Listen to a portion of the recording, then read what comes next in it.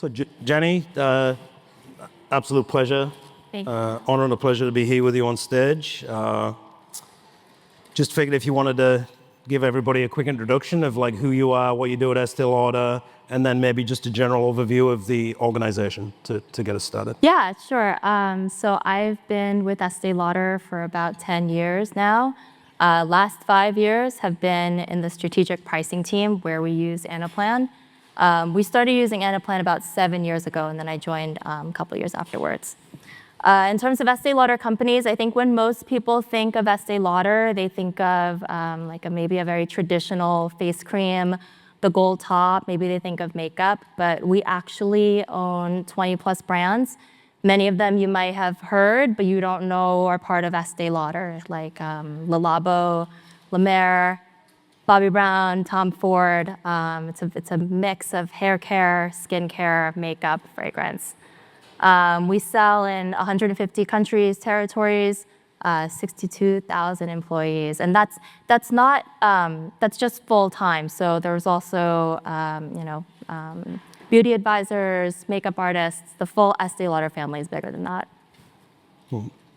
And with that sort of scale, size, complexity in terms of the regions, the number of brands, the number of products, the number of people involved, you are probably facing some challenges as it relates to what it is that you want to talk about today. So I guess as an organization, if we just wanted to quickly transition to what were some of the challenges that you were looking to solve for originally. Thank you for asking. I will absolutely tell you about that. Yeah. So Estee Lauder companies, we cover 45, we call them affiliates, geographical locations. Here it says markets.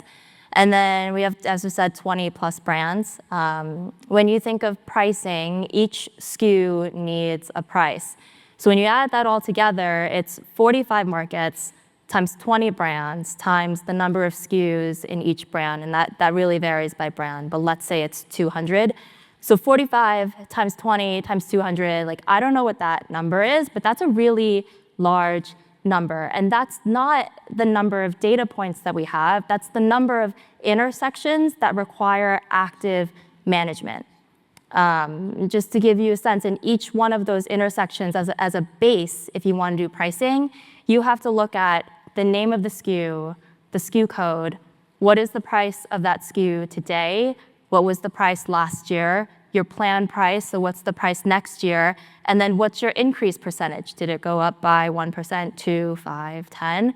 And that is just baseline. If you want sophisticated planning, you have to add in a competitor view. So what is the name of your competitor?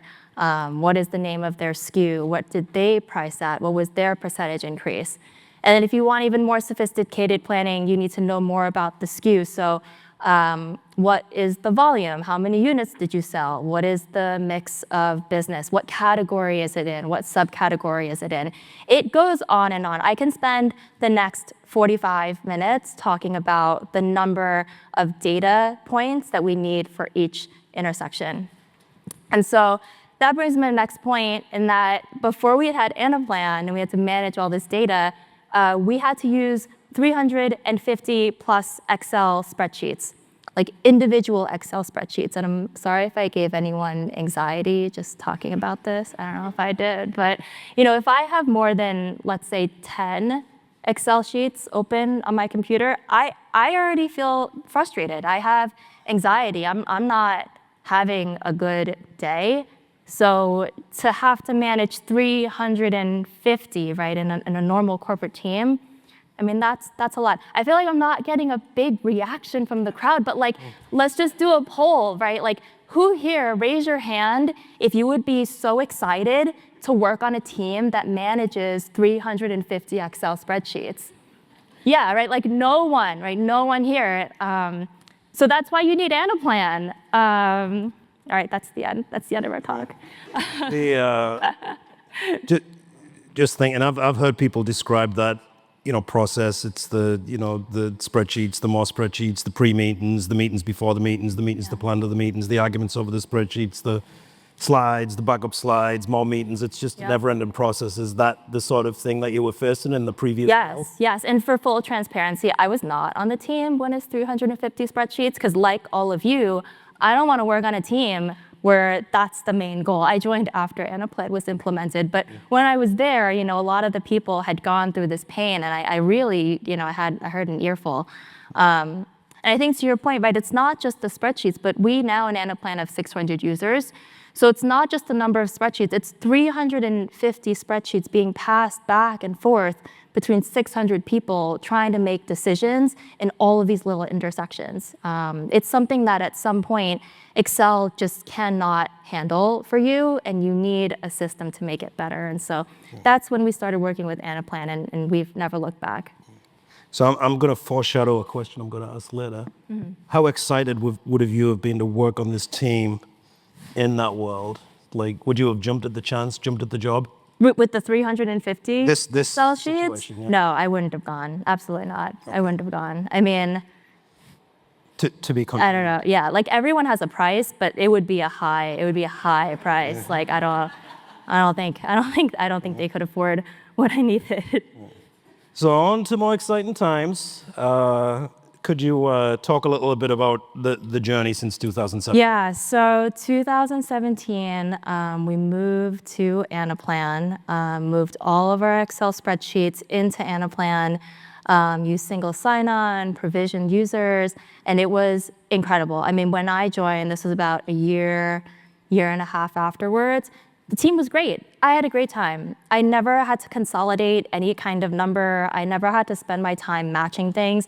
I solely spent my time doing strategic analytical work that I wanted to do, things that I was using my brain, right, as you might hear. And then a couple of years later, we had so much success with this SKU level management that the company decided to expand the use of Anaplan into something that we call product role. So that's looking at all of your SKUs and tagging which SKU is a hero, which SKU is a hero in the making, which SKU is a regional hero, et cetera. And then also something called line edit, which is basically looking at your assortment of SKUs and deciding which SKUs should be discontinued so you make room for innovation, you improve your margin. So today we've got Anaplan for pricing, for product role tagging, for line edit. We cover all 45 affiliates, all 20 brands. And I think that's not where we're gonna stop. I think there's a lot of stuff that we can do in the future. Mostly right now what we want to start enhancing some of the platforms that we've already built. So one thing is there a way to have some kind of AI generated price point? Because you still have 600 users, people need to make these minute decisions. Is there a way that AI can help so you don't have to manage every single intersection so closely like that? You can have AI maybe do the easy 20%, and then you can spend even more time doing that strategic work on your top 10%. So would you say you got started in a subsection of the organization? You saw some benefit. Other people wanted to get involved. If we're doing this, why can't we do that? If we do this, what sort of benefit? Was that kind of the process that you went through? Yeah, definitely. Because before we moved line edit and product role onto Anaplan, it was also managed in a bunch of Excel sheets. And you had all of the pain that you would have with Excel sheets. So no single source of truth. Everyone keeps their answers and their data in an Excel sheet on their own drive, and you just have to be like a lucky person that they decide to send it to you, and then you get the data. Otherwise, you don't know when there's an update. And just to give an example, like the other day, we had a question that was, what was the line edit result in fiscal year 22? And it was very difficult to find. I mean, it just wasn't that easy. We had to reach out to that person, one person. Thank goodness they're still at the company. Reach out to this one person. They had to look on their personal drive in the history to figure out 3 years ago what they had done and what was the result. For pricing, which has now been on Anaplan for the last 5, 6, 7 years, we never have that issue. If someone wants to know, they have a question, what happened in pricing in 2019, we can give that answer in maybe 5 minutes. And you get these questions a lot, right? Like, you have leadership, you have business partners. Every now and then there's just a thought or a question that enters into their mind and they want an answer immediately. So it's been really nice to be that team that can deliver quickly. Yeah. That's a good segue to the next slide. So in terms of some of the overall benefits that you've seen on an end-to-end basis, really operations, the business, like some of those business improvements, some of the value drivers, like some of the operational improvements have you seen? I know you've got a few talking points on the next slide. Like how have you been able to like see that enhanced efficiency? Yes, this is like my most favorite slide because it just shows how much Anaplan has helped this team. So first, single source of truth, right? Before we had Anaplan, you had 350 Excel spreadsheets. Every single person has their own view of what the price plan is. If you match, great. And if you don't, that's just a function of having a bunch of different Excel spreadsheets scattered everywhere. I think another thing that's very nice is sometimes, as you all may know, right, in business, you have these meetings that are very intense, right? Like business decision meetings, very intense, hard to schedule people all at the same time. And you go in knowing that there's going to be some tension because not all the parties agree. When your data is not aligned, and immediately in the first 5 minutes, it says, I have $45. Okay, well, I have 43. Your whole meeting gets derailed. And you can't even get to that decision making because all of a sudden you don't know where your single source of truth is. We never have that issue anymore. We never have that problem because everyone knows if there's a discrepancy, we go into Anaplan and we see live in the videotape what was the price, and there's no argument, so that the 45 minutes that you have for that meeting are solely focused on strategic decision making and not thinking about aligning, the data. Other things that are very nice, so on-demand information, access to real-time changes. Like I said, when you have a bunch of spreadsheets and you're emailing back and forth, sometimes you feel like you just have to be lucky, right? Someone just remembers you when they send out that email with the spreadsheet and then you have the information. But if you have turnover, if you're a new person, if you're new to the team, someone might forget to send it to you. And now you have this huge problem because you don't have the latest. So you're building your deck, you're building your analysis with stale information, and you don't know what you don't know. With Anaplan, never have that issue. Couple of other things, so faster, more reliable reporting. Like I said, we get a ton of questions every day, even not during our price planning season. We had a ton of questions on what was the price point for this specific SKU on this specific date. I no longer have to go into Excel archives to figure that out. I can pull it very easily through Anaplan. It takes maybe a couple of minutes. And you develop a very strong reputation as a team, right? You get known as the team that's fast, that's reliable, that delivers. And I think that's something that everyone strives for. And the last thing that I love is single sign-on. I love this feature because on the pricing team, in part, we also manage the system. And so you sometimes do get questions, people saying, I can't get into the system, my password's not working. And it's very nice to be able to say it's the same as your single sign-on. So if your single sign-on is working, this should be working too. Sometimes it's the simple things. Yeah. Yeah. That's right. For a lot of us that don't necessarily understand the ins and outs of pricing and strategic pricing and how important that is to a business, why in terms of Estee Lauder are some of these decisions that you're making so critical to the organization? Why is the need to real-time access, the need to, why are some of these decisions big for you guys? It's really, really good question. Really good question. I've worked in pricing for so long that sometimes I forget. But basically, price is important because it affects your revenue, right? It's a top clear driver of your revenue. And every single year, brands, regions, they want to know year over year, what part of my sales growth is due to pricing? And if I'm short, can I fill in that gap with pricing? Where is my pricing power? What can I price to? So that's the importance. And then I would say the need for all this real-time data, all of this single source of truth, all these things, is that we pricing has to go through many different decision makers. You saw on that other slide, the 600 users. So you have the local person who is in the country, right? So in France and Spain, wherever you may be. And then you have someone who is in the region. So in EMEA, in Asia Pacific, in LATAM, in Americas, right? Next layer. And then you have someone who is in global brand, right? It's a matrix organization. So you have someone who is running Bobbi Brown, who's running La Mer. And then all these intersections, you have a marketing person, you have a finance person. All these people in some capacity need to give input into a pricing decision in every single one of those intersections. So there's not, it may feel like there's a lot of time to make these decisions, but in reality, there isn't.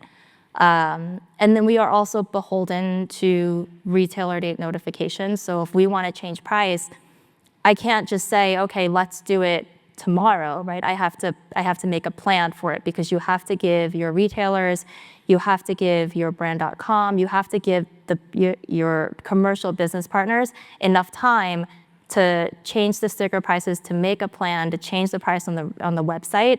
It's a process that really requires a lot of intense coordination and intense planning. Yeah. And we're moving on to my favorite slide, which is to speak a little bit about the people, because it seems to me that like pricing is critical to the performance of Estee Lauder as an organization. It's also critical to me as the father of teenage girls that needs to get makeup at the right price at the counter at the right time. So it's important to the people doing the job, because I can only imagine what you described through that various layers of the hierarchy, from the person operating within a specific, customer base, all the way up to the brand managers, like the number of arguments that must have existed. And, we don't have any tense meetings at all at SIL, so I can't relate to that whatsoever. It's always like very plain sailing, but, it's always tense when the data's not good. And I think that I've heard it over and over again, it's a significant impact on people's lives. The pre-meetings, the meetings, the slides, the backup slides, the arguments, the disagreements, the missed dance recitals, the missed golf matches, the missed dinners with all of that, disruption to your life that comes with the situation that you were describing earlier. And I know you as an organization, and you specifically as a team, and you as an individual have talked to me about some of those like human interaction benefits that you've seen. And if you could just speak to that a little bit on the next slide. Yeah, and this also has been my favorite part of using Anaplan. I think that at a surface level, when you go with a platform like Anaplan, you know that all your data is going to be aligned. You have single source of truth, right? That's like, you probably are like, that makes sense. I could have expected that. And I expected it too. But what I didn't expect to this degree was how it transformed the composition of the team and the talent that we are now able to get on the team.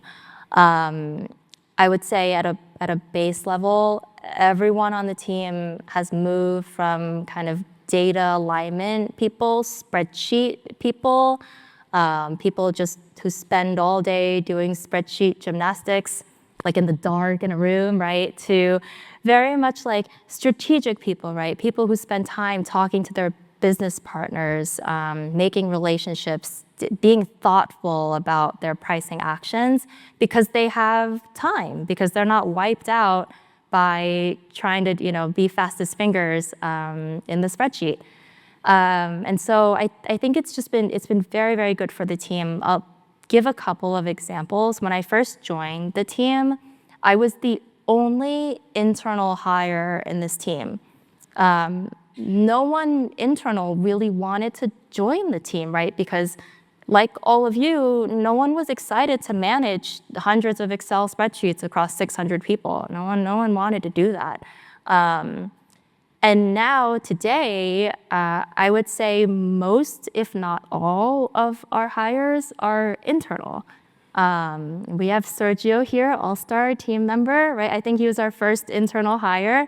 But the team now has a reputation for being a place where people want to be, an area of the team that's interesting, that's fun. And and I will say it just has like snowball effect. So, because the work is interesting and it's strategic and you're not doing this like grunt work in the Excel spreadsheet, we all generally really enjoy coming to work and working with each other, right? We're never fighting over little data things. We're always thinking strategically, how do we make it better? How do we make our team better? Our happy hours are not awkward, right? They're genuinely very fun. Like we have a good time. You know what I mean, right? Like sometimes, a little weird. But it's just been like lovely, lovely, lovely working on this team. Just give another example. We have one person on the team, Lucas, who he was on our team for about a year, and then he moved off the team, and he continues to do work for our team. He reports to nobody on this team. He doesn't need to do any work for our team. He does it on top of his new job because he likes it so much. He actively refers to it as the fun stuff. And so just an example of just how far this team has come in terms of the people, what we do, the joy in the team. I constantly have people asking me, is there a room on the team? Are you guys expanding?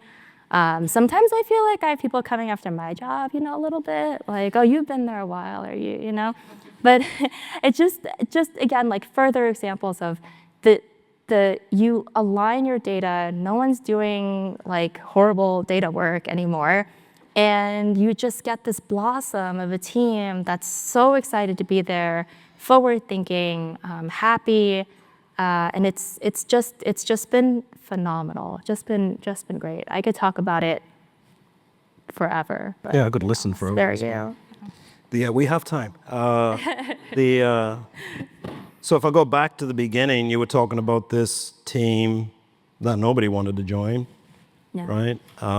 That you couldn't attract talent on. And fast forward 6, 7 years to today, 8 years, you've got a team that everybody wants to be on. Yeah. Because the value of the work is rewarding, strategic, interesting. And we know, like from what you described, it's critical to the performance of the organization. Yeah. And it's critical to the customer as well, right? Because we all love to underpay for what we buy, but we never want to overpay for what we buy. So that's interesting. You spoke a little bit about what you're doing next, in terms of some of the AI, assisted decision making. We'll leave some time for the audience to ask some questions. I'm sure we're going to have some. But as a closing thought, you got people in the room, I would imagine, at different stages of an Anaplan journey. Some probably on the fence, not quite started one yet. Some maybe working with Anaplan in finance and looking at commercial areas of the business. Maybe you're in supply chain looking at finance. You've been on this journey with us for a while now.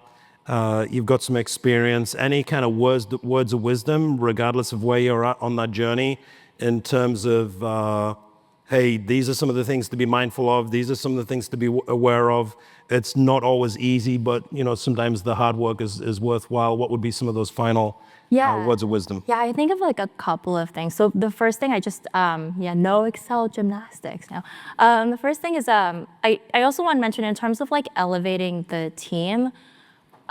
When your data is clean, when it's organized in Anaplan, it's much easier to do data analytics. I often find that the hardest part of data analytics is getting clean data. The data exists, but it's in, again, a million different spreadsheets, right? It's not clean, makes no sense. No one knows what the fields are. It's so confusing.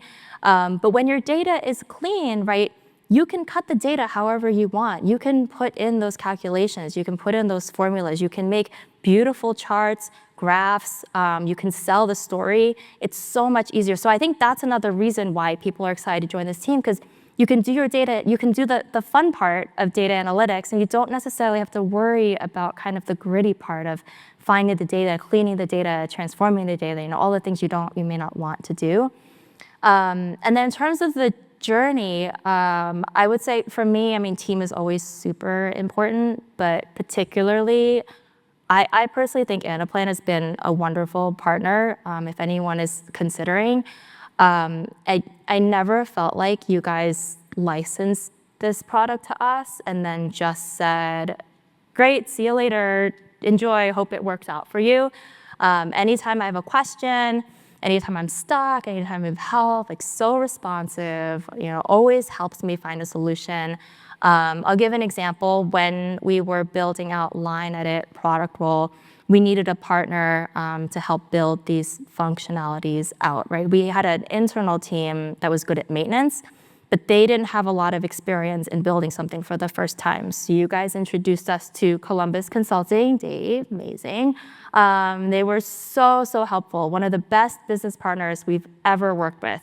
Super responsive. There was a team that wasn't just executional, wasn't just implementation, but helped us think through what is an optimal design, like what makes sense for line edit, what makes sense for product role, and I think that really helped us out. It was something that we specifically requested, and I felt like you guys really were thoughtful and delivered.